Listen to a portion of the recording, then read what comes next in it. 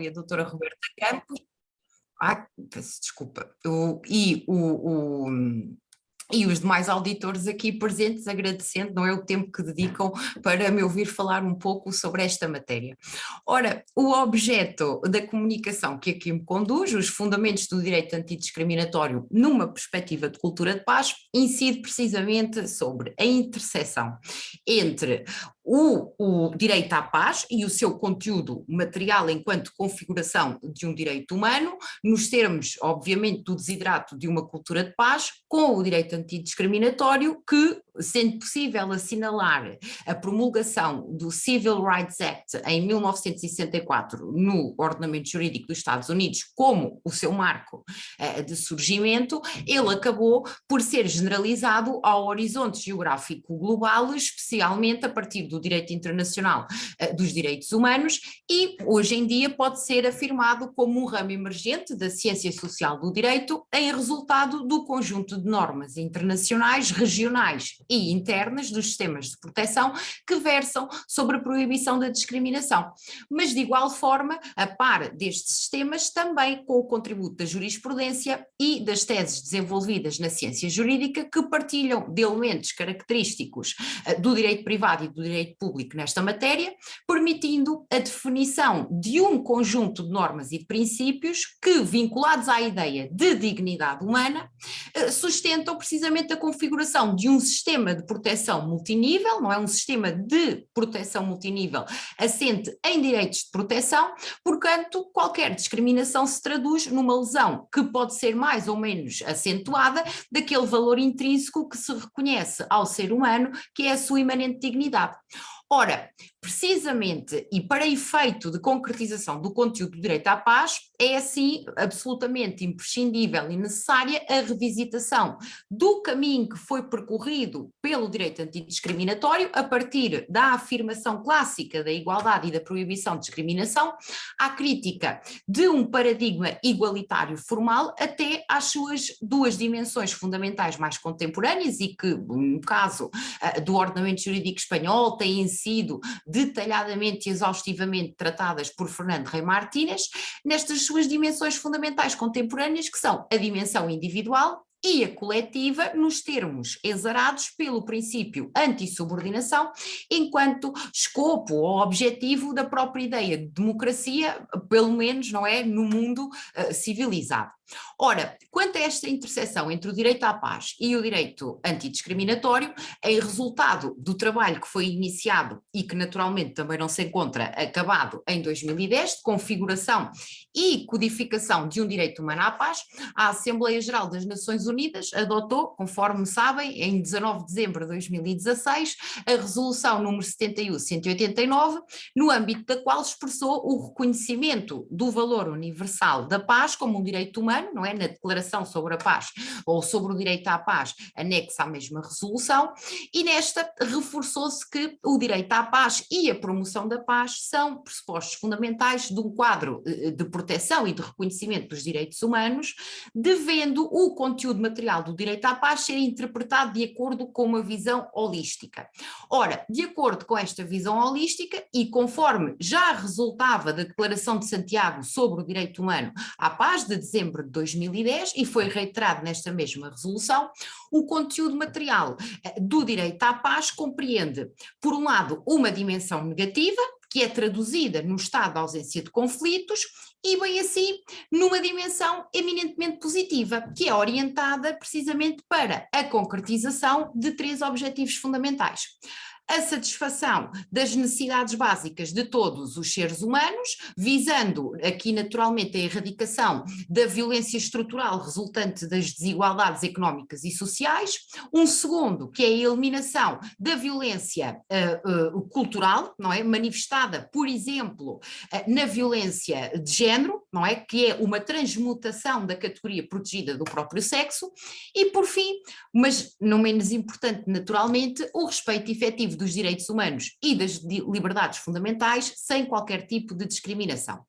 Ora, consequentemente, no âmbito desta resolução e numa perspectiva de cultura de paz, nos termos já proclamados na resolução 53.243, também já bastante antiga, que data de setembro de 1999, consistindo esta cultura de paz no respeito integral pelo conjunto de valores, ações, tradições, comportamentos, modos de vida, que são naturalmente, substancialmente diversificados em toda a latitude geográfica do planeta Terra, não é? E que naturalmente compreende diversas formas de estar e de ser e todo o potencial de autodeterminação que é a pessoa humana, o desenvolvimento encontra-se em estreita ligação com a observância e a promoção dos direitos humanos e as liberdades fundamentais e o reconhecimento da necessidade de eliminação de todas as formas de discriminação e de intolerância. Ora, esta afirmação também conheceu especial projeção logo no final de 2019, quando o Conselho de Direitos Humanos veio reforçar que todos os seres humanos têm direito a beneficiar efetivamente de uma cultura de paz, através da promoção e da proteção de todos os direitos humanos e aqui com particular atenção para a promoção da igualdade e da não discriminação, competindo aos Estados zelar pela atenuação de situações de vulnerabilidade que potencialmente sejam aptas a comprometer o conteúdo material do direito à paz. Ora, assim, e atendendo a esta finalidade última prosseguida de proteção da dignidade da pessoa humana, a pessoa é assim colocada como um centro de um sistema de valores universal, não é? Que fundamenta a construção de um sistema de proteção de direitos humanos, cujos pilares vêm a ser aqueles que se encontram previstos no artigo 1º da Declaração Universal sobre os Direitos Humanos, portanto, a liberdade, a igualdade e a solidariedade.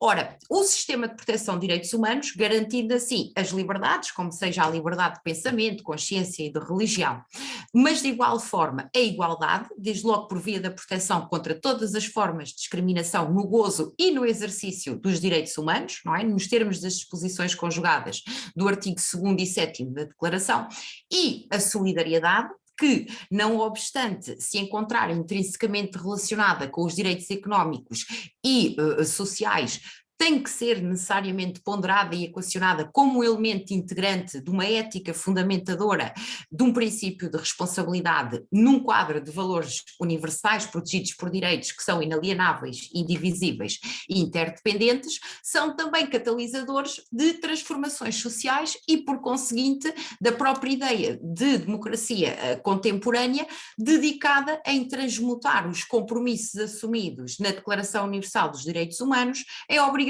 jurídicas vinculativas.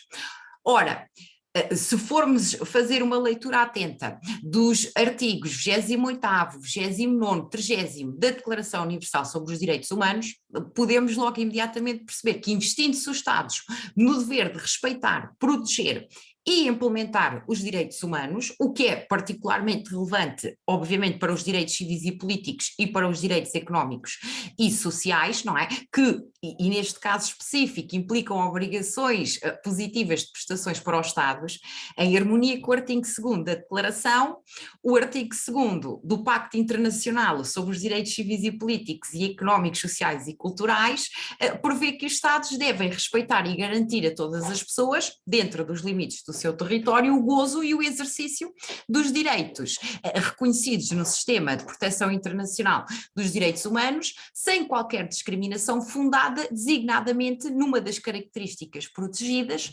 considerando-se estas características protegidas quaisquer características que sejam identificadas objetiva ou pessoal ou uma situação através da qual os indivíduos ou um grupo se distingue dos outros. Daí termos aqueles elementos qualificadores de discriminação: raça, cor, sexo, língua, religião, património, nascimento ou qualquer outra causa. Estabelecendo-se a partir daqui um princípio normativo geral de que todos os seres humanos têm direitos iguais e devem ser tratados de forma igual. Ora, A concretização material deste princípio normativo geral, não é? Conforme resulta também do preâmbulo da Declaração, é um dos objetivos de segurança humana numa perspectiva de cultura de paz, em resultado expresso da inerente dignidade de todos os membros da família humana e dos seus direitos iguais e inalienáveis, visando essencialmente alcançar precisamente aqueles fundamentos de paz, de liberdade e de justiça no mundo. E a partir daqui, no âmbito daquilo que é a definição de políticas de direito discriminatório, conseguimos configurar também um direito a viver sem medo, cuja proteção resulta do artigo 3º e 7º da Declaração Universal dos Direitos Humanos, atenta precisamente à condição de vulnerabilidade que caracteriza todos os seres humanos, sendo então a segurança humana promovida por uma estratégia que necessariamente tem que ser sustentada num regime jurídico coerente e diferenciado, assente nos direitos humanos fundamentais, na dignidade e no valor eminente da pessoa humana, que, entre outros, não é, assente num combate efetivo à discriminação, protegendo naturalmente o ser humano e o seu potencial de autodeterminação contra a violência que resulta do estigma e do preconceito que precedem a própria discriminação, que já é um ato material, não é? Que resulta destas duas dimensões. Ora, nesta perspectiva de proteção multinível, inscreve-se naturalmente também os Objetivos do Desenvolvimento Sustentável das Nações Unidas, adotados em 2015, não é? E o conteúdo especialmente do artigo 2º e 4º da Resolução 71/189, e a consecução de uma cultura de paz conjugada com a interseção que se evidencia entre as diversas fontes formais e materiais do direito antidiscriminatório, enquanto sistema jurídico ou sistema de normas que está especialmente orientado para a proteção contra a discriminação e a desigualdade no reconhecimento e promoção dos direitos humanos numa perspectiva, e isto parece um ponto fundamental daquilo que é a definição do direito discriminatório enquanto ramo emergente na ciência jurídica, é a perspectiva vertical e horizontal que o direito antidiscriminatória alcança, porque tradicionalmente, não é, a igualdade clássica é um exercício frente ao Estado, ao exercício de poderes públicos, encontrando maiores limitações do ponto de vista das relações entre particulares, não é, que estão sempre também condicionadas pela autonomia privada.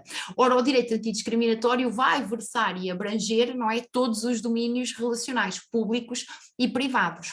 Ora, a consecução precisamente da cultura de paz positiva, não é, tem pressupostos imprescindíveis, naturalmente como estes de eliminação da discriminação, e assume-se naturalmente como um meio de defesa da dignidade da pessoa humana, que é o fator catalisador superlativo da preservação, promoção e proteção dos direitos humanos. Portanto, a tolerância, o respeito e a igualdade sem discriminação alguma são eles próprios premissas do próprio direito à paz.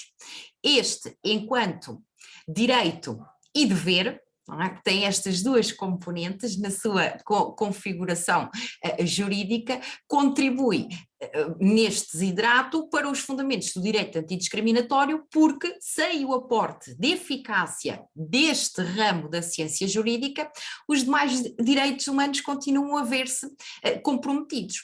É por isso mesmo que o direito discriminatório, colocando a pessoa humana no centro gravitacional da criação de um eixo jurídico de proteção que permite a aplicação efetiva dos elementos descentralizados de tutela do conteúdo material do direito à paz, não é? Conforme foi aventado na Declaração de Santiago de dezembro de 2010, permite a concretização daquilo que me parece ser um elemento essencial que está para lá da mera igualdade formal, que é aquela que se encontra maioritariamente proclamada nos textos jurídicos, seja de caráter internacional ou seja de caráter interno, como resulta até dos próprios textos constitucionais em diversos estados. Ora, a concretização da igualdade material é um caminho que também tem sido percorrido pelo direito antidiscriminatório, e a igualdade material surge aqui como uma recuperação da igualdade formal, que é naturalmente utópica, não é? E ela existe e aparece no domínio do direito antidiscriminatório como uma crítica ao paradigma igualitário, porque ele naturalmente é inalcançável.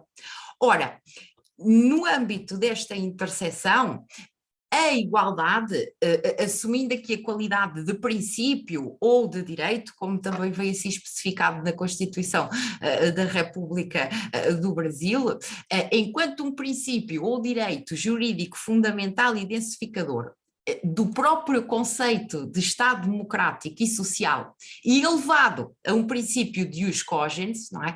Não significa uma igualdade absoluta. Ela não proíbe, não é, os tratamentos diferenciados. Portanto, se por um lado uma interpretação assim mais simplista pode eventualmente significar a supressão de quaisquer formas de discriminação, seja situações de desvantagem ou seja situações de privilégios, uma leitura mais atenta e uma análise mais atenta do princípio imediatamente deixa evidenciar a complexidade daquilo que é o conceito clássico de igualdade e a sua evolução até aos dias de hoje. Ora, é precisamente porque existem desigualdades de facto, não é? Temos desde logo, por exemplo, as desigualdades físicas, não é? Qual é a exigência deste conteúdo jurídico? Exige só Estados que criem ou recriem as oportunidades e as condições para que a todos se admita usufruir dos mesmos direitos e cumprir os mesmos deveres e, portanto, nestes termos, a igualdade jurídico-material vem complementar a igualdade jurídico-formal, porquanto é dirigida à igualdade jurídica real ou de resultado. E este é o núcleo informador de todo o direito antidiscriminatório.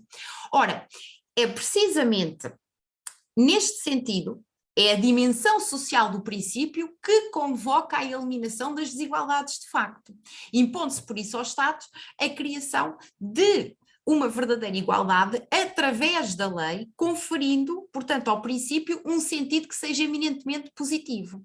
A igualdade neste âmbito surge então como um conceito, um direito ou um princípio jurídico que não opera diacronicamente apenas para proibir discriminações. Ela é também e essencialmente operante na proteção das pessoas quanto a discriminações que sejam resultantes de desigualdades de direito, concedendo-se liberdade constitutiva aos Estados e aos legisladores para corrigir situações que se reputem concretamente iguais. Nós temos até uma autora também em Portugal, a Vera Lúcia Raposo, que refere assim: a igualdade exige também que, por um lado, sejam as situações iguais tratadas de forma igual. Isto é igual em todos os ordenamentos jurídicos, que as situações diferentes sejam tratadas de modo diferente e na medida dessa diferença. É um princípio geral de direito.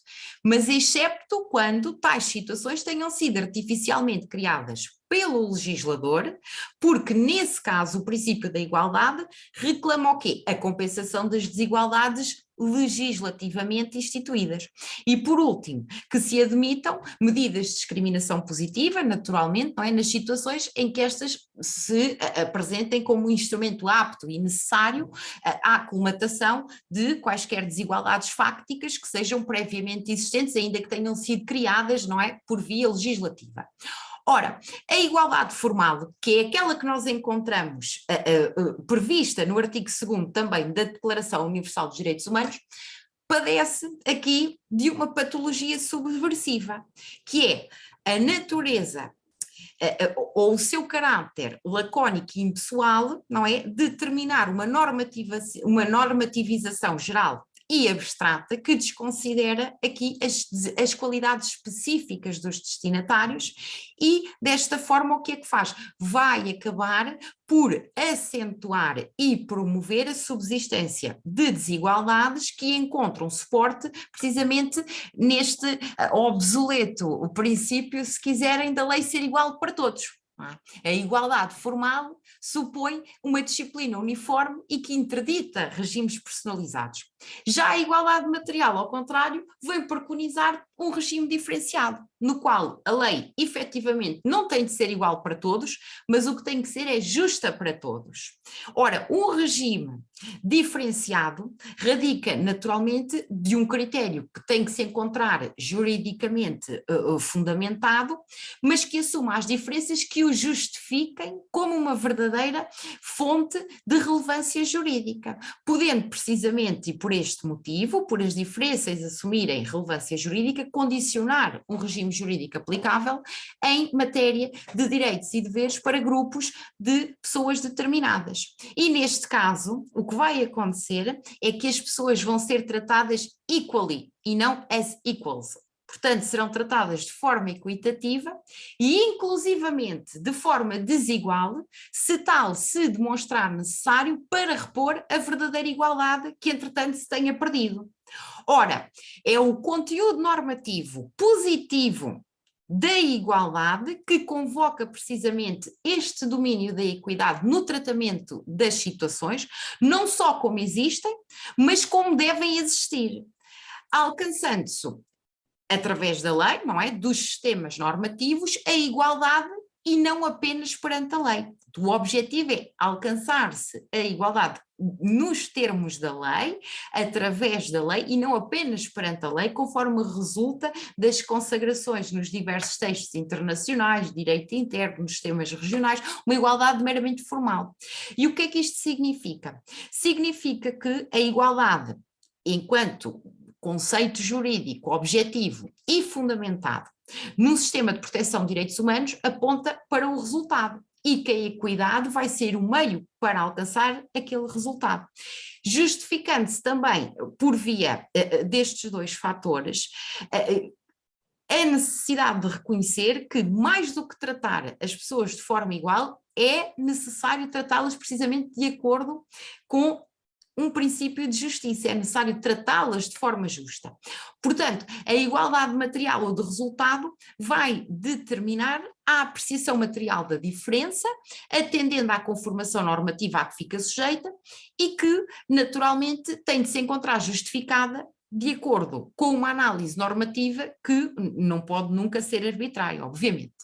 Ora, o sentido positivo de igualdade não pode, por isso, considerar-se meramente artificial ou utópico, porque dele radica a obrigação de adoção de medidas de ações afirmativas, por exemplo, que sejam tendentes a mitigar ou a corrigir as desigualdades reais e que se traduzem em tratamentos ou considerações sociais discriminatórias. Portanto, a adoção de medidas de ações afirmativas resulta neste domínio do direito antidiscriminatório da consideração da pessoa humana como um sujeito de direito, um estatuto que, do ponto de vista do plano normativo, não é, cumpre também um elementar sentido de justiça, não é? E que tem 3 consequências imediatas. A primeira é o do reconhecimento integral da pessoa como um sujeito de direito, que pressupõe o reconhecimento de autonomia para determinar o seu caminho de vida, sem controlos ou quaisquer dominações heterónomas. Uma segunda consequência, ou um segundo sentido, é o do reconhecimento da liberdade de não ser bloqueado na conformação das decisões fundamentais da sua vida. E uma terceira consequência é precisamente a necessidade de criação de condições materiais para participar com liberdade e igualdade na escolha e nas deliberações coletivas. Ora, precisamente neste domínio de dialética entre igualdade e desigualdade, muitas vezes é tomada como sinónimo de desigualdade a própria diferença, que na verdade são antónimos, porque exprimem significados absolutamente diferentes, tanto do ponto de vista da linguagem comum, como do ponto de vista da linguagem jurídica, não há como compreender isto de outra forma. Ora, a desigualdade, não é, exprime aquela construção hierarquizada e de subordinação, não se trata apenas, sim, Temos 3 minutos. Tá Ok. Obrigada, Ana Flávia. Já sabe que eu gosto muito de falar, depois perco.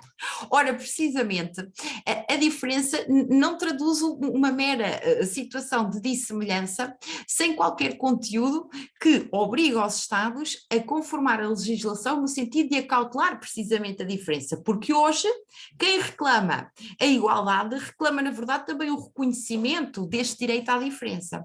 A igualdade já não é só ser tratado como igual, é criar condições para que a pessoa se autodetermine em toda a extensão ou amplitude do seu potencial de autodeterminação, independentemente das circunstâncias em que ela se encontra. Ora, precisamente enquanto fundamentos do direito antidiscriminatório, e para concluir, nós encontramos estas duas dimensões de interseção com o direito à paz, que é a dimensão individual, próxima da igualdade e da dignidade do ponto de vista da própria pessoa, enquanto ser humano individual, e uma dimensão coletiva, que aqui se encontra subordinada a um princípio, que é o princípio antissubordinação. Porque a discriminação, ao contrário daquilo que é o reconhecimento da diferença, consiste numa prática social reiterada que tem uma conotação eminentemente pejorativa e, portanto, encontra-se associada a preconceitos e a intolerância, consubstanciando uma diferenciação de conteúdo negativo, uma expressão de sentido eminentemente negativo, não deixando, contudo, de ser um conceito dinâmico e que pode ele próprio evoluir. Ora, a igualdade vem então aqui nos termos daquilo que é a interseção destes dois domínios, individual e coletivo no direito indiscriminatório, vem ou surge como um instrumento orientador de um duplo critério, não é? Que se pode encontrar na própria definição do conceito de discriminação. Por um lado, poder-se-á distinguir entre o conceito amplo de discriminação, enquanto toda a infração, à igualdade numa perspectiva individual. E depois, no âmbito mais restrito, emergente, quando a igualdade seja violada com base num dos fundamentos expressamente proibidos, designadamente das categorias protegidas, e aqui numa dimensão coletiva, convocando aqui, neste caso, o princípio antissubordinação.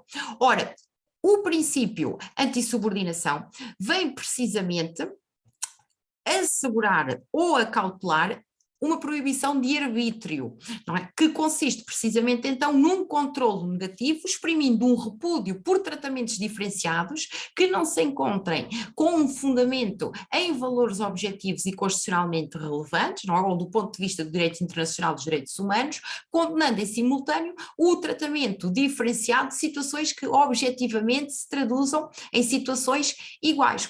Ora, o direito antidiscriminatório, não é? Surge neste preciso sentido, para mitigar as insuficiências do próprio princípio da igualdade, dirige-se a um resultado material que ultrapassa políticas ou procedimentos aparentemente neutros, mas cujos efeitos revelam uma categorização de pessoas consistentes com discriminações ilícitas e ilegítimas, e por conseguinte, na prossecução da finalidade do direito antidiscriminatório, o critério diferenciador, porquanto não se pode deixar de considerar que, regra geral, as normas não compreendem no texto uma diferenciação não permitida, será o da produção do resultado que afeta um determinado grupo de pessoas e não na referência expressa ao critério diferenciador em si. Isto porque o princípio antissubordinação convoca uma dimensão de técnica de controlo da igualdade, não é? Que aliás também é referido por Fernando Rey Martínez, porquanto o que é normal em direito é a desigualdade. A igualdade permite, sobretudo no âmbito do direito discriminatório, estabelecer um critério de controlo da desigualdade juridicamente admissível. O direito antidiscriminatório parece-me a mim, na minha modesta opinião, que lançando mão precisamente do domínio da igualdade, assume-a e parte dela como uma técnica de controlo, concretiza um fundamento jurídico de admissibilidade daquilo que é a medida de desigualdade que é tolerável no âmbito da concretização do direito humano à paz. Pronto. Muito obrigada pela atenção, eu fico aqui, se tiverem alguma questão que queiram colocar ou se depois posteriormente quiserem que vos envie alguns artigos ou alguns elementos que disponho que posso partilhar, por favor, basta apenas o solicitarem que eu partilhe. Muito obrigada pela atenção. Obrigada, professora. Eu acredito que no final a gente vai abrir para perguntas, daí a gente vai fazer alguma pergunta ou algum comentário sobre o assunto. Tá bom. Obrigada. Obrigada. Então, a gente vai para nosso segundo assunto de hoje, que seria com a palestrante Roberta, sobre a literacia em saúde e cultura de paz. O currículo da Roberta é mestre em Direito, na área das Ciências Jurídicas Sociais pela Universidade Nova de Lisboa, doutoranda pela Universidade Autônoma de Lisboa, Luiz de Camões, investigadora integrada do RátioLege, Centro de Investigação e Desenvolvimento em Ciências Jurídicas, da Universidade Autônoma de Lisboa, Projeto Cultura de Paz e Democracia, especialista em Direito Público, Constitucional, Administrativo e Tributário pela Universidade Estácio de Sá, especialista em Direitos Humanos pela Faculdade de Direito da Universidade de Coimbra, especialista em Direito e Prática Notarial pela Universidade Autônoma de Lisboa, advogada inscrita na Ordem dos Advogados do Brasil, na secção do Rio de Janeiro. Olá, muito bom dia. Eu começo desde já dando um bom dia, agradecendo as palavras, a apresentação, à doutora Ana Flávia, dando um bom dia a todos os presentes. Gostaria também de começar agradecendo à OAB Itajaí, na figura da sua presidência, à Comissão de Direito Constitucional da Ordem dos Advogados do Brasil, subseção de Itajaí, ao seu presidente, Dr. Luiz Carlos Ávila Júnior, e aos demais organizadores pelo convite e a oportunidade de estar hoje aqui, presente, junto com os colegas advogados. Aproveito também a oportunidade para parabenizar aos colegas que já fizeram as suas apresentações e aos que ainda vão fazer, e a parabenizar pela escolha do tema, do eixo temático do presente encontro, que, sem sombra de dúvida, é de grande relevância e atualidade, e para além de ser hercúlea a tarefa de falar de um ponto tão importante em tão pouco tempo. Então, eu tentei aqui preparar uma breve apresentação, de modo que fique de uma forma mais resumida, até porque é profunda, como disse, mas pois bem, eu começo aqui já por relembrar, né, reafirmar justamente essa paz enquanto um direito sagrado dos povos de todo o planeta, através da Declaração dos Povos à Paz. Também por reafirmar que a Declaração e Programa de Ação sobre uma Cultura de Paz, onde se afirma que se as guerras nascem na mente dos homens, é justamente na mente dos homens onde devem se erigir os baluartes da paz. E mais, essa paz ela não é uma simples ausência de conflito, mas também ela requer um processo positivo, dinâmico e participativo, de modo a se promover o diálogo e para que se solucionem os conflitos dentro de um espírito de entendimento e cooperação mútua. E, pois bem, justamente partindo dessas considerações, foi que eu propus o tema dessa apresentação hoje aqui, que é Literacia em Saúde e Cultura de Paz, para contribuir com o debate e reflexão de temas importantes que se relacionam entre si. Porque, para além da própria literacia em saúde e cultura de paz, você tem também a própria saúde e paz se relacionando.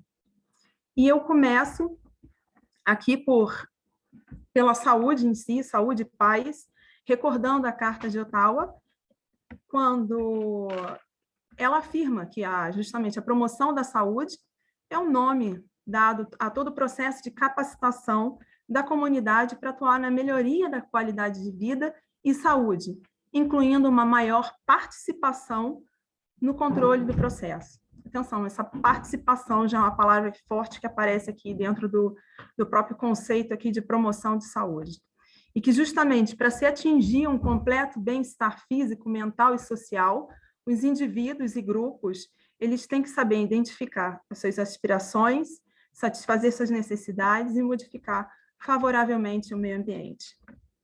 A saúde ela tem que ser vista como um recurso para a vida, e não simplesmente como um objetivo de viver. E, portanto, ela tem que ser vista como um conceito positivo que enfatiza os recursos sociais e pessoais, bem como as capacidades físicas em si. Então, portanto, essa promoção de saúde ela não deve ser vista só como uma responsabilidade exclusiva do setor de saúde, ela vai além. Ela vai além de um estilo de vida saudável na direção de um bem-estar global. E, portanto, dentro da saúde em si, eu ressalto aqui as suas condições, os seus recursos fundamentais para o seu desenvolvimento, que incluem a paz, a habitação, educação, alimentação, renda, ecossistema estável, recursos sustentáveis, justiça social e equidade. Perceba, são todos pré-requisitos básicos. Temos, então, a saúde como o maior recurso para o desenvolvimento social, econômico e pessoal, e importante dimensão da qualidade de vida do indivíduo. Temas, então, que se relacionam. E partindo, então, para o tema escolhido da literacia em saúde e cultura de paz, eu começo por ressaltar o seguinte ponto. Durante os últimos anos, estudos já demonstraram que um baixo nível de literacia em saúde acarretam diversas consequências negativas na saúde, seja pelo aumento do número de internamentos, pela uma maior procura e utilização dos serviços de urgência, como também uma menor preocupação e ação na prevenção da doença e promoção da saúde, acarretando, portanto, uma diminuição na qualidade de vida das pessoas. E, partindo desse ponto, o objetivo é justamente refletir sobre duas questões: como a literacia em saúde se relaciona com a cultura de paz, de modo a contribuir para a promoção e acesso à saúde. E aí, justamente, quando eu falo no acesso à saúde, eu faço referência ao direito à saúde. E por quê? Porque um dos obstáculos dentro do acesso à justiça, que são enumerados nas lições de Capelletti e Garth, se encontra justamente nessa possibilidade das pessoas. E dentre aqui elas, eu ressalto a aptidão desse indivíduo em reconhecer seu direito e propor sua defesa, um direito juridicamente exigível. Para esses autores, essa falta de aptidão no reconhecimento de um direito juridicamente exigível encontra-se justamente ligada a essa capacidade jurídica da pessoa, que, por sua vez, está ligada diretamente aos recursos financeiros e diferenças na educação, no meios e no status social. Elementos que inferem diretamente na acessibilidade da justiça, seja pelo desconhecimento da norma, como pela falta de compreensão da mesma. E aí, em virtude desse obstáculo, o desconhecimento da norma e a falta de compreensão da mesma, a educação é, sem dúvida, um instrumento de relevância para o desenvolvimento do melhor acesso à justiça. E a segunda questão, aqui que a gente busca justamente desenvolver, é como a literacia em saúde pode contribuir para o fortalecimento de uma democracia sanitária. E trabalhando aqui que essa democracia sanitária é uma noção que implica uma participação ativa de todos os atores em saúde, seja a população, seja decisores políticos, profissionais de saúde. E assim, atuar no desenvolvimento de políticas públicas e de um sistema de saúde de melhor qualidade, num ambiente de diálogo e consulta. É um tema profundo e de grande relevância em termos de saúde pública, que visa a sua promoção, enquanto um processo de capacitação da comunidade para atuar na melhoria da sua qualidade de vida e saúde, prevenção da doença, para além de uma utilização eficaz de serviços e formação da consciência do direito à saúde. A ideia é contribuir para a reflexão. E começamos, então, com a cultura de paz, justamente logo no seu artigo 1º da resolução 53, número 243, se define como um conjunto de valores, atitudes, tradições e comportamentos e estilos de vida, onde o progresso até o pleno desenvolvimento se conquista através dos valores, das atitudes, comportamentos e estilos de vida, voltados ao fomento da paz entre as pessoas, grupos e nações, onde a educação é, sem sombra de dúvida, um dos meios fundamentais para se construir uma cultura de paz. E, nesse contexto, a educação em direitos humanos, ela assume particular relevância. Recordando aqui que a educação em direitos humanos, frise-se, educação em direitos humanos, e educação, justamente essa palavra, então, esse instrumento, esse direito tão importante, segundo a recomendação da Unesco sobre educação para a compreensão, cooperação e paz internacionais e a educação relativa aos direitos humanos e liberdades fundamentais, ela é traduzida como todo um processo de vida social por intermédio do qual os indivíduos e grupos sociais aprendem a desenvolver conscientemente, no seio e em benefício da comunidade nacional e internacional, o conjunto de suas capacidades, atitudes, aptidões e conhecimentos pessoais. É um processo que não se limita a quaisquer atividades em concreto.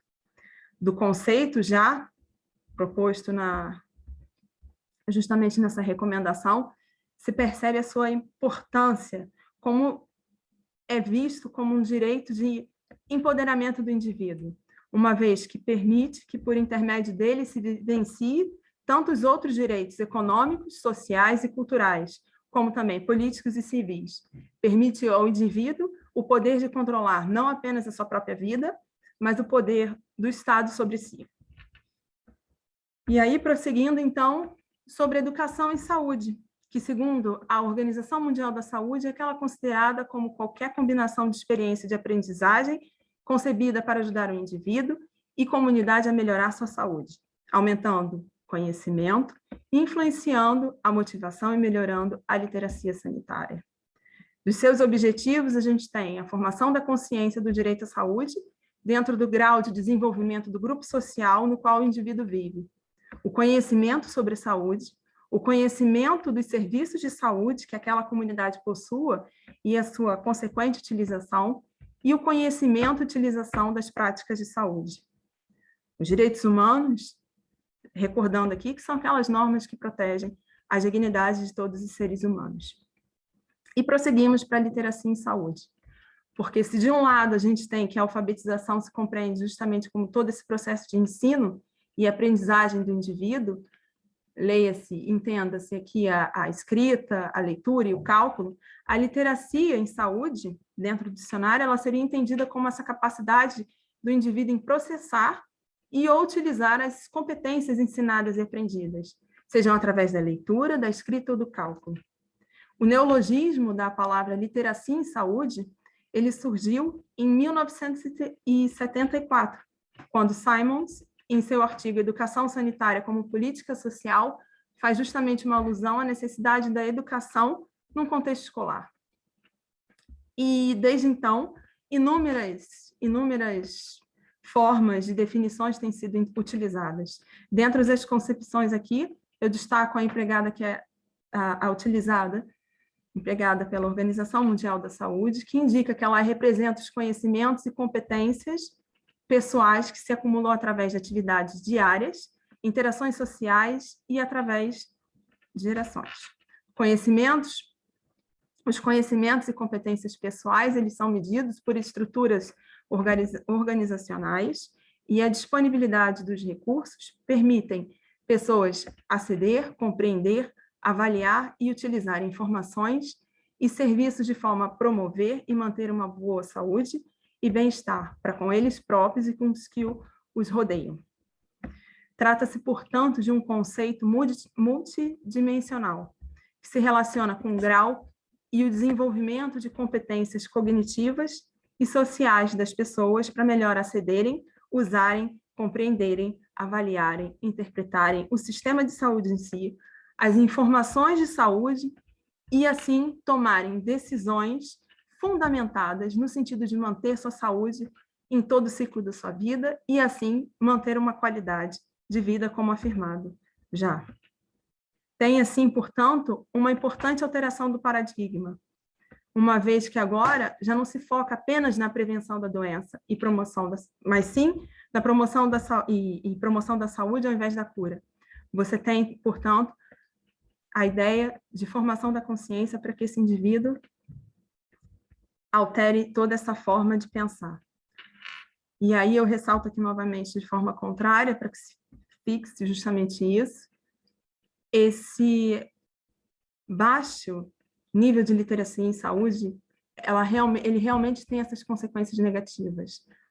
Então, você tem aí um maior número de internamentos, utilizações frequentes, menor prática de atitudes, seja em termos individuais e coletivos, e de preservação no campo da saúde. E é uma atitude que tem que ser constituída nas sociedades atuais, tendo uma abordagem integrada de todos os atores. Vai ser população, vai ser os decisores políticos e os profissionais de saúde. E assim sendo, como visto do conceito, altos níveis de literacia em saúde vão permitir que esse indivíduo tome decisões em termos de saúde devidamente fundamentadas, com base em boas razões, sejam estas em casa e na comunidade ou trabalho, ou ainda... aqui. Já não sei do tempo, doutora, confesso que sigo aqui, mas vou seguir então, já não... Sim, está tranquilo por enquanto. Ou ainda em termos de melhor acesso ao sistema de saúde em controle político, aumentando, portanto, o controle sobre a sua própria saúde e do empoderamento, e dessa forma melhor manifestar a sua saúde. Percebe, então, que a partir do momento que o indivíduo ele promove esse melhoramento, digamos assim, esse empoderamento em termos de literacia em saúde, ele não vai, o conhecimento adquirido vai fazer com que ele tenha um melhor acesso ao sistema de saúde em si, compreenda o seu estado de saúde, passe a promover práticas que não sejam mais tão, digamos assim, maléficas para a sua própria saúde em si, como o seu próprio indivíduo, e permita ter um melhor relacionamento com o seu médico na hora de tomar a sua decisão, agora já de uma forma mais fundamentada. Mas não só, porque a partir do momento em que a literacia em saúde ela é devidamente, digamos assim, desenvolvida no seio da população, por exemplo, ele vai permitir que uma outra questão que é de deveras importância se desenvolva, que é a questão da cidadania em saúde. E a cidadania em saúde, a cidadania em si, como a própria palavra do latim já diz, ela implica justamente essa qualidade de ser cidadão, que enquanto membro de um determinado Estado passa a ser sujeito de direitos e deveres.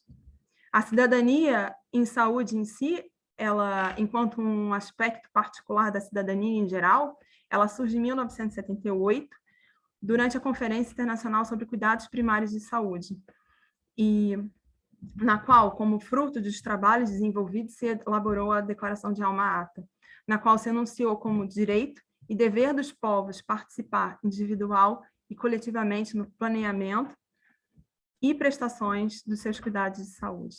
Dentro dessa lógica, o cidadão ele vai assumir já um relevante papel, compreendido como centro do sistema de saúde em si, e aí, então, desempenha diferentes papéis, tanto do ativo saudável, doente, do consumidor, de consumidor com expectativas e de direitos a cuidados seguros e de qualidade, e também como um contribuinte do Serviço Nacional de Saúde. Outro assim, independente do papel que esse indivíduo assuma perante a sua sociedade, o Estado ele tem sempre um conjunto de direitos e deveres essenciais, e então sustentado em 5 R's, na qual eu indico. O primeiro R seria o R do reconhecimento, o direito que o indivíduo tem de ser reconhecido como pessoa humana integral e o dever de reconhecer o próximo de igual forma. O segundo R, que é o R do respeito, o direito de ver respeitado a sua autonomia e dignidade e o direito também de respeitar o próximo de igual forma pelo qual. O terceiro, de respostas adequadas. O cidadão ele tem o direito de obter respostas adequadas do serviço de saúde e o dever de contribuir para que as mesmas sejam dadas de igual forma. O quarto, o do rigor, o direito de receber cuidados com rigor profissional, no qual se inclui a competência, justiça, equidade, verdade, honestidade e afetividade, assim como o dever de agir de forma igual em relação a si e aos demais no que for ao seu alcance. E o quinto, o da responsabilidade. Ele tem o direito de aguardar a responsabilidade por parte dos serviços e profissionais e o dever de agir de igual forma a si e aos demais sobre os quais possa influenciar ou controlar. O desenvolvimento e o fortalecimento da cidadania em saúde pela promoção de uma dinâmica contínua, desenvolvimento que entrega produção e partilha de informação ocorre pela literacia em saúde, numa cultura de proatividade, compromisso e autocontrole do cidadão, leia-se capacitação, para máxima responsabilidade e autonomia individual e coletiva, participação ativa e o empowerment. Do mesmo modo, essa capacitação ele tem que ser justamente o cidadão ele tem que ser capacitado para assumir sua responsabilidade, para pugnar pela sua defesa, pela defesa da sua saúde individual e dessa saúde coletiva. E para exercer esse cidadão, ele tem que estar informado, tem que interiorizar tal informação e traduzi-la na alteração dos seus comportamentos menos saudáveis e, quando for o caso, na gestão da sua doença. Só assim, o cidadão, de uma forma individual ou coletiva, estará capacitado de ser ouvido e participar nas decisões que lhe digam respeito, contribuindo para o consenso quanto às prioridades em matéria de saúde e para um compromisso político estável. Tem-se, então, um fortalecimento de uma democracia sanitária, onde o reconhecimento do direito desses utilizadores do sistema de saúde vai ser feito. Uma noção que implica justamente essa participação ativa dos utilizadores no desenvolvimento das políticas públicas e no desenvolvimento de um sistema de saúde de melhor qualidade. E aqui eu aproveito para utilizar justamente as palavras de Bob. Se uma democracia é uma participação dos cidadãos, uma participação insuficiente vai justamente debilitar. Daí a importância do tema, onde se ligam, e justamente o desenvolvimento disso de um modo a fortalecer uma cultura de acesso aos direitos, numa cultura que haja diálogo, a educação e permita o desenvolvimento de uma democracia através da cidadania. E termino a minha apresentação, já não sei, acho que foi certinho. Foi certinho. Ficou certinho. Peço desculpa se eu fui rápida já no final. Não, deu tudo certo. Bem pontual. Muito obrigada. E a gente também vai fazer depois abrir para perguntas. Agradecemos pela contribuição. Muito obrigada, doutora. E vamos chamar a próxima palestrante. O tema Direito dos Animais e Direito Fundamental à Paz, um diálogo necessário. Palestrante Monique Falcão. É professora na Universidade de Santa Úrsula, no Rio de Janeiro, mestrado e doutorado em Direito pela UERJ, pesquisadora Ratio Legis, Associação Internacional de Ciência Política, membro da OAB do Rio de Janeiro, Comissão de Direitos dos Animais. Tudo bem? Olá. Tudo bem? Conseguem me ouvir bem? Sim. Bom, boa tarde a todos. Bom dia, aliás, para mim é boa tarde, mas para vocês é bom dia a todos. É um prazer estar aqui, enorme, ainda mais trazendo esse tema. Eu pergunto se eu posso tentar compartilhar minha tela. Claro, por favor, doutora. Aqui só está dizendo que, acho que, não sei se eu tenho autorização para isso. Se puder, facilita porque ilustra, senão também eu vou falando.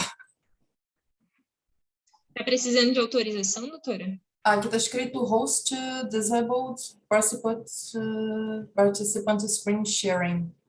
Acho que o host, vocês devem ter desabilitado o compartilhamento de tela.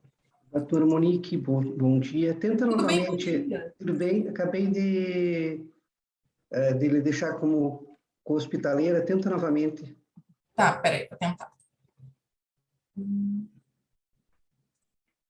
Foi, obrigada. Não se assustem com o tamanho, não vou gastar 2 horas aqui, fiquem tranquilos. Vocês conseguem ver? Sim. Peraí, o que vocês estão vendo? Agora, vendo vocês sou eu, peraí.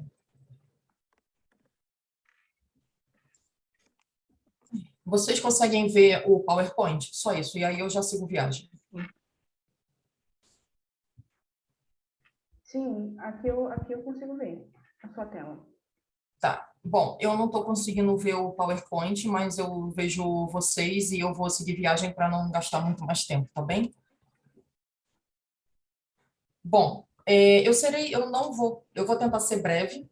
Na verdade, o que eu gostaria de trazer hoje é uma apresentação, obviamente, da importância que nós temos do direito dos animais para fortalecer a cultura de paz.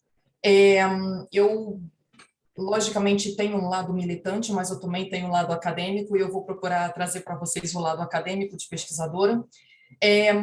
Na verdade, eu gostaria de começar apresentando que o tema direito dos animais ele é um tema que se apresenta necessariamente já na ONU, né? Com a Unesco, nós temos uma declaração universal, obviamente, no campo da soft law, mas, enfim, que existe e ela vem sendo atualizada e vem ganhando anexos, digamos assim, ao longo dessas últimas décadas. E nós temos também, logicamente, o marco da cultura de paz, também pela ONU, né? Muito bem, rapidamente o que eu gostaria de tratar com vocês seria esses 3 eixos, o clamor da sociedade civil, sobretudo no Brasil e na América Latina de uma forma geral, tratando dos direitos dos animais como uma forma de pedir a paz, ou seja, de uma luta contra a violência em todas as suas formas. Para além disso, gostaria de tratar também, aí de uma forma mais dentro do direito constitucional, o direito dos animais como uma parte dos direitos humanos, ou seja, integrando direta ou indiretamente os direitos humanos de uma forma geral, e, por fim, o direito dos animais como direito fundamental à paz, né? Então, esses são os temas que eu normalmente costumo trabalhar dentro da pesquisa que eu desenvolvo e lidero tanto na minha universidade como também na OAB do Rio de Janeiro. E pronto, era isso que eu queria tratar. Então, começando aqui pelo início, eu gostaria apenas de ilustrar rapidamente como que a sociedade civil ela se apresenta, né? Quando nós tratamos do direito, nós temos o hábito de pensar o direito dentro de códigos, manuais, Constituição, ou seja, dentro de um framework realmente do direito positivo, né? E muitas vezes nós nos esquecemos da participação da sociedade civil na construção do direito propriamente dito, né? E nós nos esquecemos também que os próprios direitos humanos eles foram desenvolvidos e se tornaram possíveis e concretos, né, a partir de muita luta e muito sangue, né, ao longo dos séculos 17, 18, 19 e início do século 20. E se nós temos hoje uma luta por direitos humanos, é porque antes, logicamente, eles não existiam e eles foram tão ridicularizados quanto hoje o direito dos animais ainda é ridicularizado, né?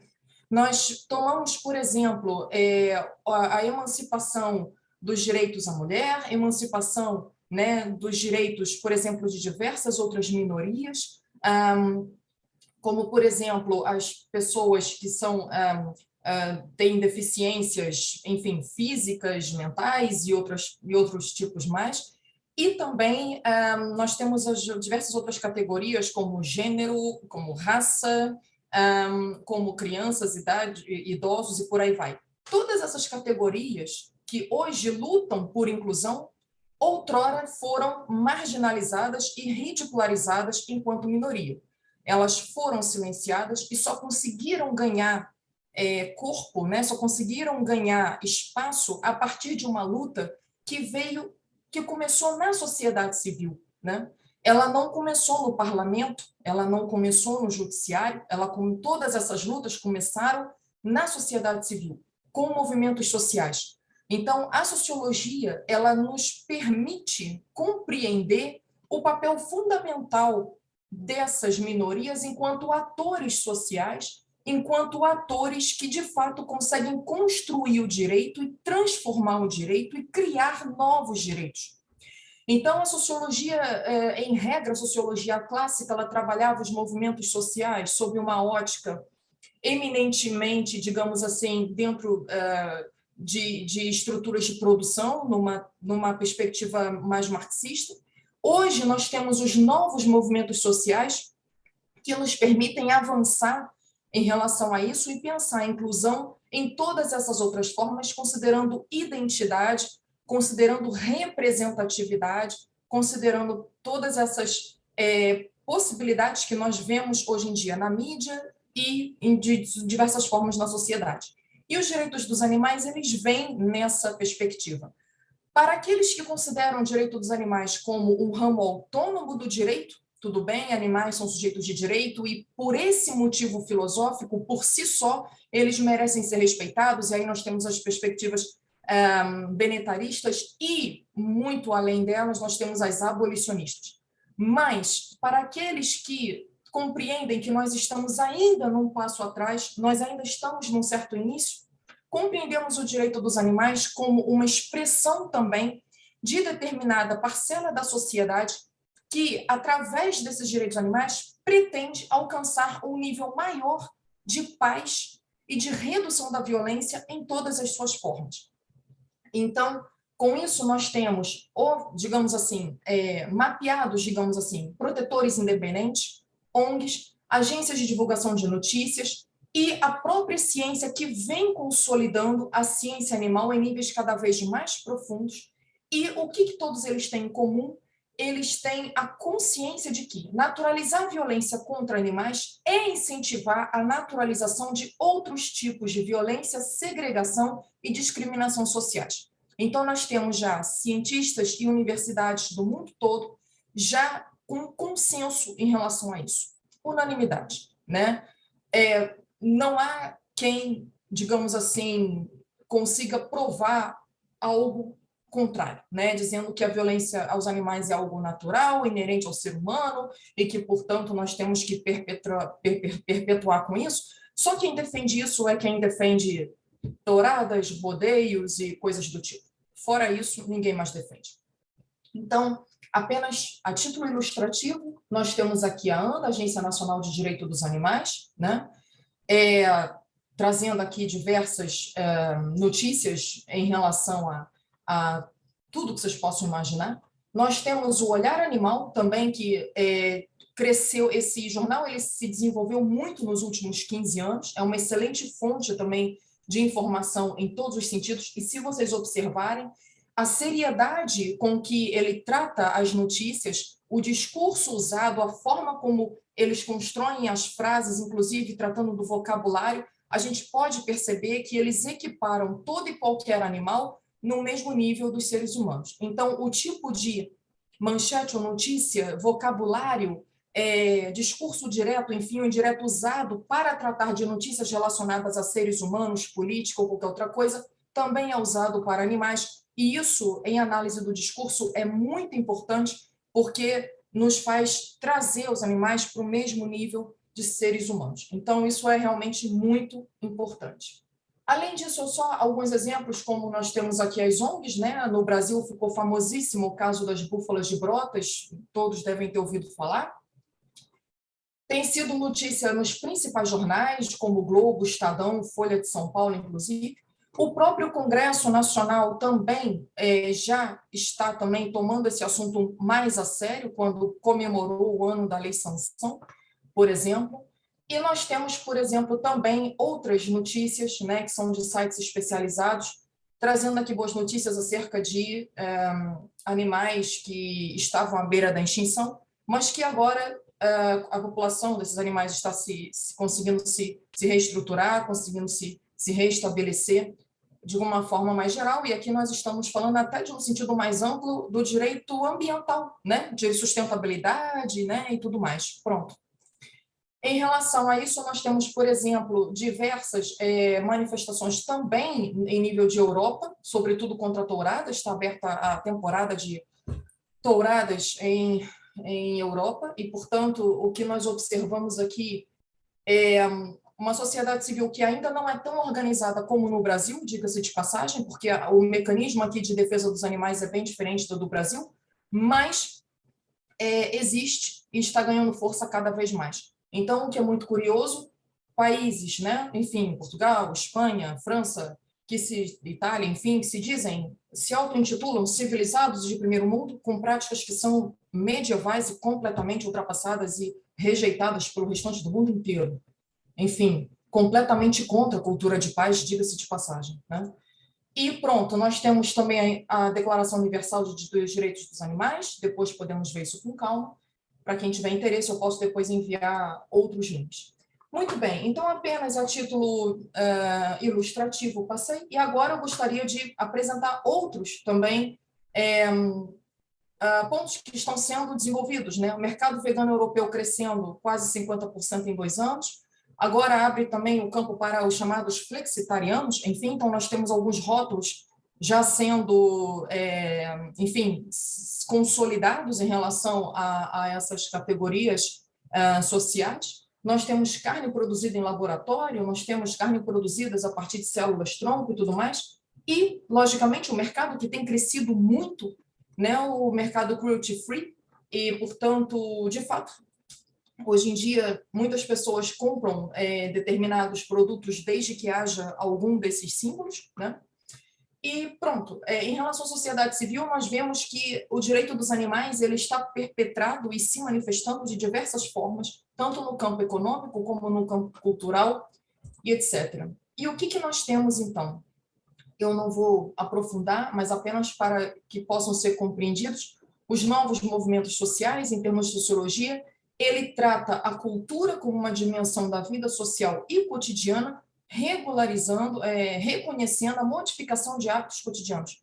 Portanto, para aqueles que defendem que determinados atos culturais, né, como touradas, rinhas de galo, rinhas de cães e coisas do tipo, seriam cultura e por isso seriam imutáveis, nem a antropologia mais compreende culturas como imutáveis.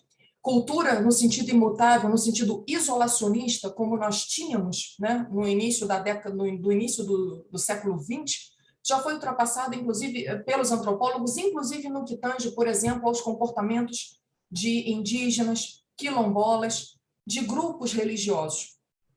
Existe uma compreensão atual, no campo da antropologia, sobretudo, de que a cultura, ela se modifica, obviamente, mas a identidade da pessoa, ela não precisa, logicamente, deixar de existir, né?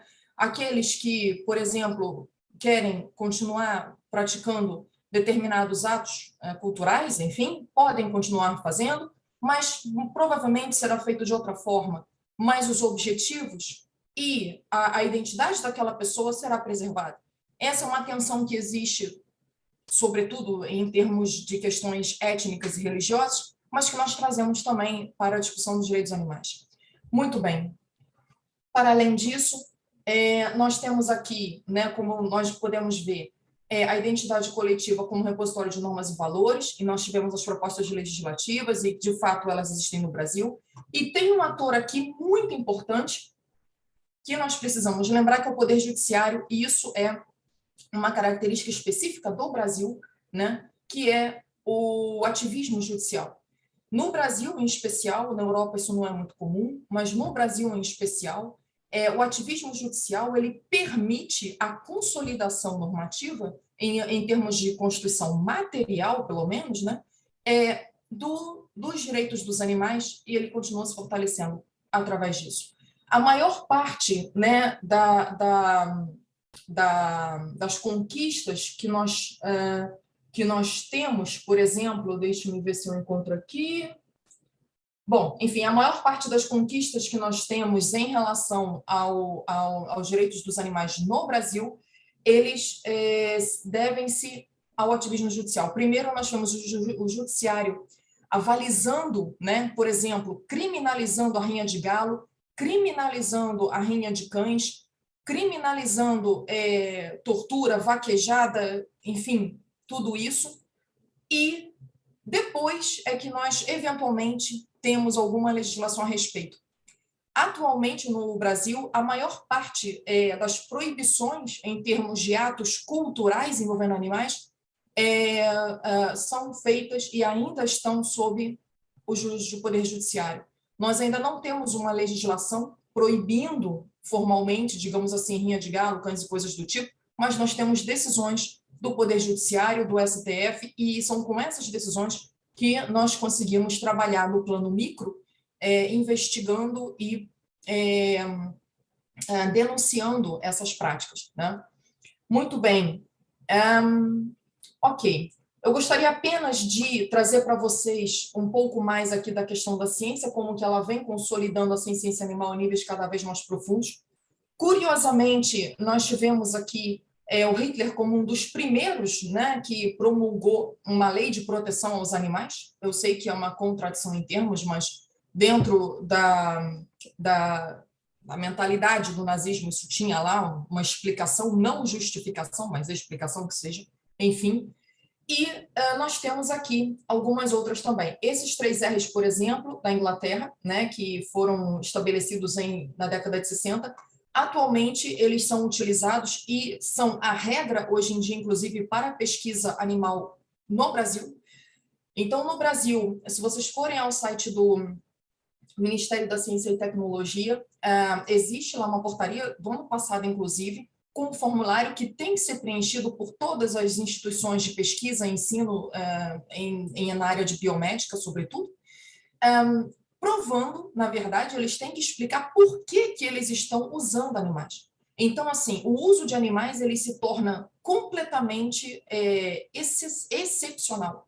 Então, a instituição ela tem que provar que ela não consegue fazer aquilo sem o uso de animais, ela não dispõe ainda de técnicas alternativas ao uso de animais. Então, de regra, passou a exceção, né?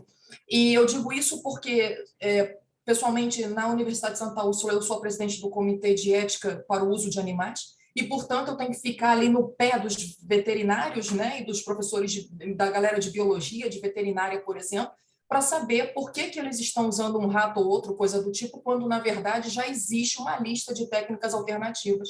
E nós, portanto, podemos recusar a essas práticas e denunciá-las, se for o caso. E é claro que, em paralelo, obviamente, nós temos um plano para médio prazo substituir as práticas remanescentes com animais por aquelas que já são previstas e reconhecidas pelo Ministério da Ciência e Tecnologia como alternativas e perfeitamente aplicáveis. Então, esse plano de médio e longo prazo existe também. Muito bem. Nós temos, por exemplo, as 5 liberdades, que foram também desenvolvidas, né? E, logicamente, apenas em 2012, nós temos aqui, por exemplo, a ciência também já validando a ciência dos animais da mesma forma que os seres humanos, né? Quanto à dor, né? Enfim. Muito bem, e mais recentemente, algo que parece que quando eu conversei com alguns colegas, eles riram, acharam muito engraçado, né, que insetos possam sentir felicidade ou depressão e que lagostas e caranguejos sentem dor, algo que, enfim, nos parece óbvio, né, mas muitos colegas simplesmente riem, whatever. O que nós temos aqui também são essas notícias, vejam, os canais de divulgação, a CNN, não é nenhuma organização, simplesmente é a própria CNN, é a própria BBC, que vem veiculando essas notícias, né, que são pesquisas científicas sérias que foram desenvolvidas. Muito bem. Portanto, além disso, e agora o ponto que eu quero chegar. Primeiro, eu tratei da ciência dos animais, tratei de como que a sociedade civil procura consolidar e fortalecer isso socialmente, elevando isso a um patamar de norma material.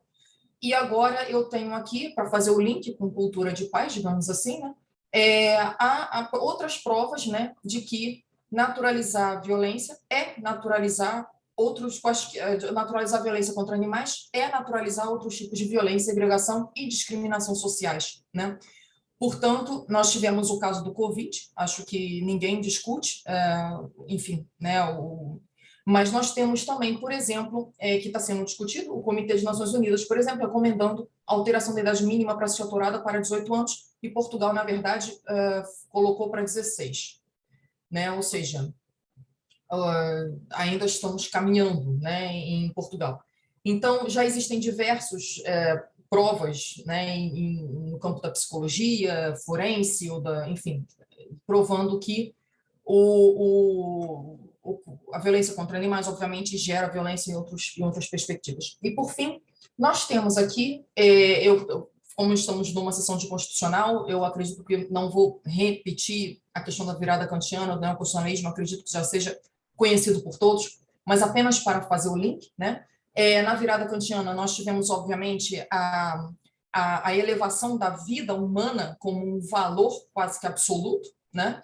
Até então, o homem era visto, a vida humana era um objeto, e depois, né, passa a ser visto como um valor intrínseco a si mesmo, muito bem, e o neoconstitucionalismo trazendo todos esses valores que muitas vezes se apresentam numa natureza principiológica, trazendo isso como uma norma, né? Ou seja, esses princípios sendo trazidos para o campo normativo. O Brasil no Brasil, na verdade, ele consegue pegar esse conteúdo material e usar o ativismo judicial como um instrumento, né? Um veículo para efetivar políticas públicas, né? Efetivas. Eu dei os exemplos das proibições, né? Da vaquejada, da rinha de galo e outras mais. Muito bem, portanto, a cultura de paz como uma luta contra a violência em todas as suas formas, ela inclui, obviamente, a luta, né, contra a violência em relação aos animais, tá certo? E na América Latina, curiosamente, enfim, vista, né, assim, nós temos aqui já, de uma forma extremamente avançada, tanto em termos teóricos como em termos práticos, nós temos em forma extremamente avançada a concepção, a aplicação do biocentrismo, né, através de um instrumento epistemológico chamado descolonização ou decolonização, ou seja, limpar, né, toda a perspectiva colonial que nós tivemos, que nós trouxemos, né, do eurocentrismo do século XVIII, XIX, na verdade, né, ou seja, limpar aqueles conceitos da Idade Moderna, né, que se tornaram ultrapassados no século XX, mas que aqui ainda permaneciam, né, por conta da colonização, e nós estamos aqui procurando defender, né, trabalhar com saberes emergentes, direitos da natureza, a concepção de Pachamama, que é muito interessante, já foram incorporadas, né, nessas 3 constituições. No Brasil ainda não, mas nós estamos caminhando.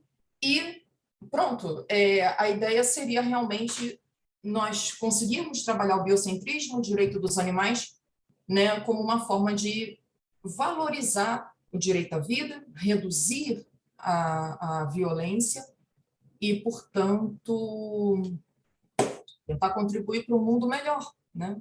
Bom, gente, é isso. Acho que eu falei rápido demais, na verdade. Eu não sei como é que está a questão de tempo, mas... Tudo certo, tá certinho. Espero que... É isso. Valeu, obrigado. Vou Obrigada. parar. Eu que agradeço. Muito obrigada, doutora. Agora nós vamos abrir para perguntas. Eu vou passar a palavra para a doutora Thais, para fazer algumas contribuições sobre os temas. Sim, bom dia a todos. Todo mundo consegue me ouvir bem? Sim, né? Sim.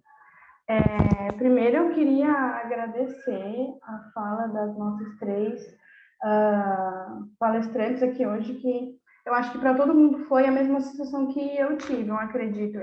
São 3 áreas muito interessantes da gente ligar com a cultura de paz e com certeza traz muitos insights aqui para a gente. Eu fiquei aqui anotando e pensando como isso vai contribuir até para a nossa pesquisa aí que a gente está fazendo no grupo. Então, eu achei tudo muito interessante. Queria agradecer a fala das 3 e queria pontuar algumas coisas que eu anotei aqui, principalmente sobre a fala da doutora Patrícia, que eu achei muito interessante sobre essa questão do direito antidiscriminatório. E teve uma fala que eu achei muito interessante, que é o direito a viver sem medo, que é basicamente a premissa assim, do direito fundamental à paz. A gente consegue chegar na paz quando as pessoas têm o direito e conseguem viver sem ter medo de serem violentadas ou de terem direitos violados. Então, esse foi um insight que ficou muito marcado aqui na minha cabeça da fala da doutora Patrícia, sobre o direito de viver sem medo. Achei demais, muito bom. E também sobre a doutora Roberta, quando ela comentou que a saúde deve ser o recurso da vida e não o contrário, acho que foi assim, né? Que a saúde deve ser o recurso da vida. Então, de fato, são insights assim, que ficaram comigo sobre como a gente precisa unir isso ao direito fundamental à paz. Como sem o direito antidiscriminatório, sem essa nossa valorização da saúde, porque é isso de fato que a gente precisa fazer. Sem isso, não tem como a gente caminhar para uma sociedade em paz. E fazendo um link bem rápido com o nosso último encontro, Dr. Saul, se não me engano, falou que a nossa Constituição, a Constituição brasileira, é uma Constituição de paz. Ele fez esse comentário que a nossa Constituição, em vários artigos, ela fala sobre celebrar a paz e não o contrário. E a doutora Patrícia falando sobre as declarações internacionais e documentos internacionais, mostra que não só a Constituição brasileira, mas todo o mundo trabalha para a paz. E ninguém procura o contrário. A gente precisa sempre celebrar a paz na nossa caminhada, na nossa jornada enquanto acadêmicos, enquanto seres humanos, profissionais, enfim. É isso. Gostaria muito de agradecer, essa foi minha colocação. Muito obrigada, doutora Thais. A doutora Jussara tem uma pergunta para a doutora Patrícia, é isso? Isso mesmo. Bom dia a todos, a quem eu ainda não cumprimentei, né? E eu gostaria de a doutora Patrícia, na verdade, todos os temas aqui, doutora Monique, doutora Roberta, todos os temas acabam funilando para o que eu tenho pesquisado nos últimos tempos, até da dissertação do meu mestrado, que é a respeito da pessoa com deficiência. Quando a professora Patrícia fala na igualdade formal utópica, eu fiquei pensando, e daí quando ela também diz a respeito das igualdades positivas e negativas, professora, eu gostaria só de entender, não sei, talvez eu tenha deixado escapar essa informação, com relação à discriminação à pessoa com deficiência, seria uma questão positiva formal e negativa material? Como fica essa situação? Doutora Jussara, olha, obrigada em primeira instância pela questão que coloca, obrigada também à Thais. Olha, na minha modesta opinião, eu julgo que seria uma questão de igualdade material e tem que ser necessariamente positiva, porque o problema da igualdade formal é que precisamente ela não atende às características diferenciadas dos seus destinatários. Este é o problema do discurso utópico, do paradigma igualitário. As pessoas não são iguais, as pessoas são diversamente diferentes, todas umas das outras. Aliás, isto é uma das virtuosidades, não é, da nossa família humana, é que nós somos todos diferentes. As pessoas, não é, que naturalmente têm, enfim, alguma limitação do ponto de vista físico, como é o caso das pessoas protegidas até pela Convenção sobre os Direitos das Pessoas com Deficiência, não se pode bastar com a proclamação de direitos iguais, não é? E do exercício de direitos iguais. Isto é o que eu habitualmente designo como o paradigma igualitário e utópico da igualdade formal. Ele não serve. Isto repare, é uma construção que parte até de uma análise crítica que devemos fazer àquilo que é a eficácia daquilo que está previsto nos textos jurídicos, sejam internacionais ou sejam internos. Não basta só proclamar, é preciso que aquilo seja efetivamente eficaz. O conteúdo da norma tem que ter efetividade, porque só não adianta lá estar previsto. É daí que se faz este resgate da igualdade formal para um conteúdo de igualdade material, assente também nesta perspectiva de direito antidiscriminatório, porque se nós não assegurarmos condições reais e efetivas para o gozo e para o exercício dos direitos, não vale nada a mera igualdade formal que está estabelecida em tudo quanto é texto internacional. É necessário que ela seja operativa. E creio, não é, na minha modesta opinião, que o mecanismo de operatividade das normas formais é precisamente este desidrato de igualdade material, é a concretização real, não é? Que atende também às diferenças, porque as pessoas que necessariamente necessitam de um regime diferenciado não podem beneficiar do regime igual àquelas que não beneficiam ou não comungam das suas mesmas características diferenciadas. Eu não sei se já respondi à sua questão, doutora Jussara. Sim, perfeitamente. Pronto, eu honestamente acho que, mas não, repara, esta utopia formal, ela é transversal a todas as características protegidas. Porque, note, as próprias características protegidas, não é? Conforme é consabido por todos, elas assumem uma natureza meramente enunciativa e a partir dali desenvolvem-se outras que têm que necessariamente ser protegidas também, que são formas de tutela descentralizada da personalidade humana, que precede a personalidade jurídica, que também só existe porque há personalidade humana, é uma característica típica de todos os instrumentos, não é, que asseguram uma igualdade formal. As pessoas não são iguais. E é aqui que o direito antidiscriminatório vai intervir. E há, efetivamente, uma série de instrumentos, mas em todos os sistemas regionais, internacionais de proteção de direitos humanos, não é? E também nos textos constitucionais, há uma série de instrumentos que proclamam esta igualdade formal. É preciso é que ela seja operativa. E eu julgo que isto depois resulta precisamente dos instrumentos jurídicos que concretizam a igualdade material. Instrumentos que, na sua elaboração, também têm que ser pensados para os seus destinatários. Porque senão caímos sempre naquela dinâmica da discriminação indireta ou de uma outra modalidade de discriminação também, não é? Porque são subejamente conhecidas, a discriminação direta, a indireta, a discriminação múltipla e a discriminação interseccional, não é? Que naturalmente têm algumas características semelhantes, mas também divergem. Temos depois também a discriminação por associação, não é? Que não é aquela que resulta diretamente de uma discriminação da pessoa, mas da qual ela resulta também discriminada por força da discriminação feita a uma pessoa que beneficie da proteção ao abrigo de uma das características protegidas, mas temos também a discriminação por igualação. Olha, se me permite, doutora Jussara, até para a sua dissertação, eu sugeri-lhe que lesse efetivamente as publicações de Fernando Reis Martins, que ele tem desenvolvido este conceito daquilo que é o direito à proteção contra a discriminação fundada na indiferenciação ou igualação, que precisamente acaba por também ter motivos que, do ponto de vista das normas, dos princípios e dos destinatários, que é para quem tem que se olhar na elaboração das normas, vem fundamentar a autonomização de uma nova forma de discriminação, que é esta por indiferenciação. Não atende às características dos destinatários e a família humana é infinitamente diversa. Muito obrigada, professora. Era isso que eu gostaria de saber. E obrigada pela dica também do autor. Olha, tem vários autores. Olha, a respeito até das características protegidas e dos grupos vulneráveis que são objeto desta tutela diferenciada por força das características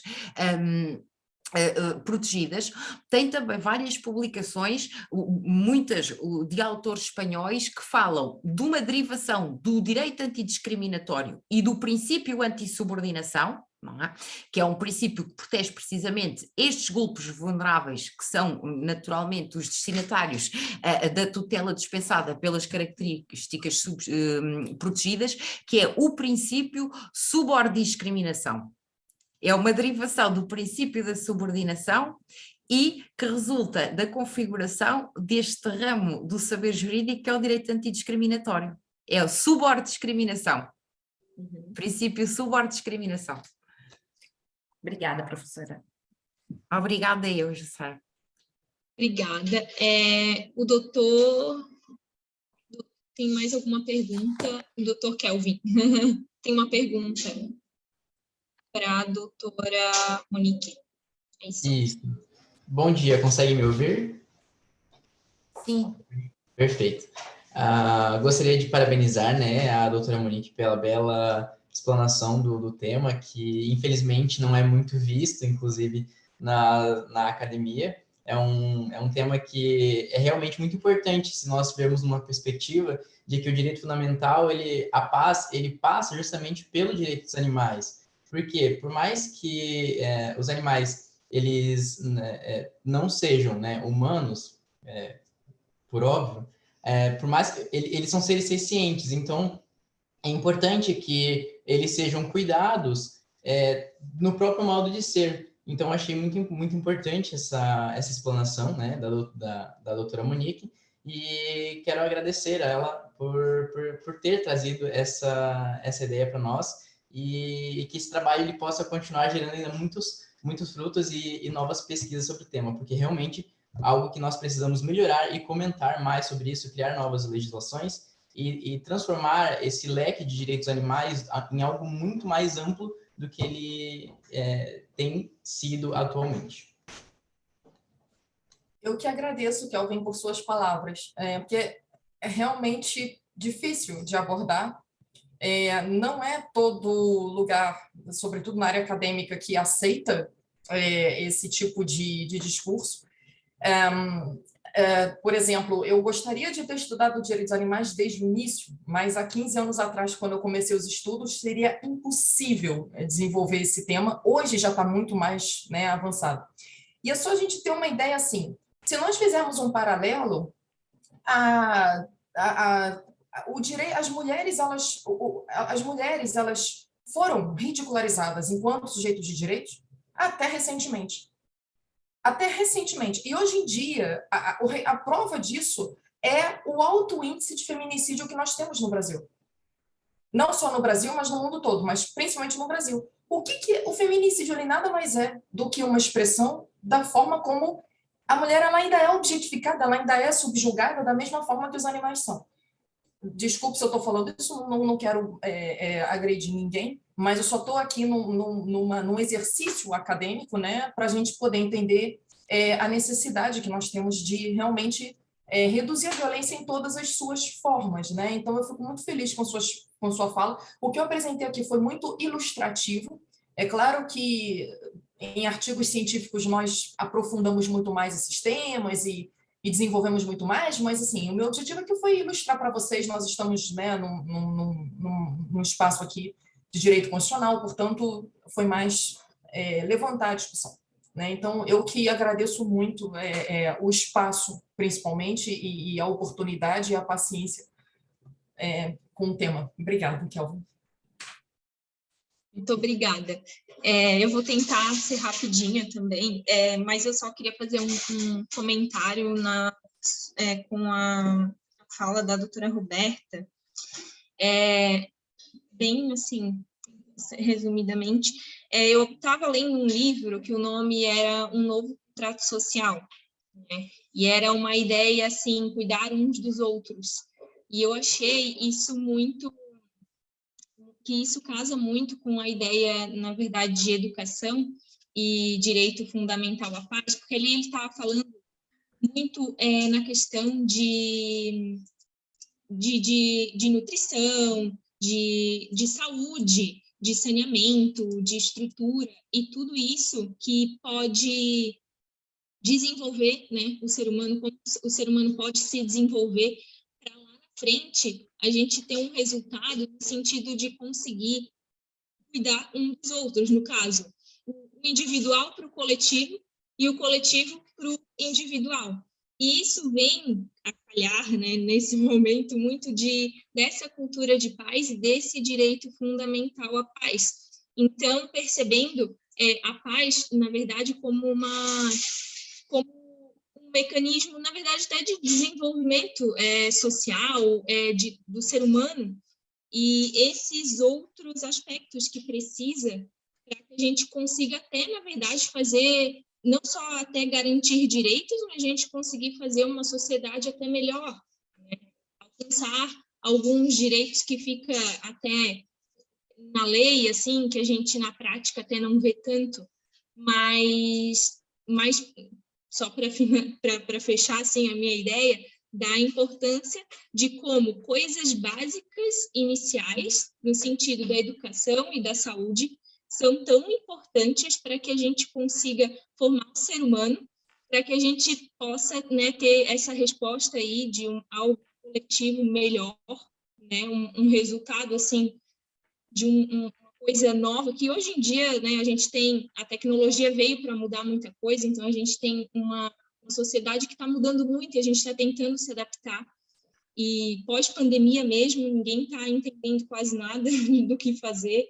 Então, essa ideia, né, de paz, de conseguir colocar ela lá no início, né, na educação, saneamento, estrutura e saúde, ela é tão importante para que a gente tenha, porque por causa de tudo isso, enfim, só porque eu adorei essa parte da fala, da educação, que eu pensei muito nisso, e acho que seria isso, doutora.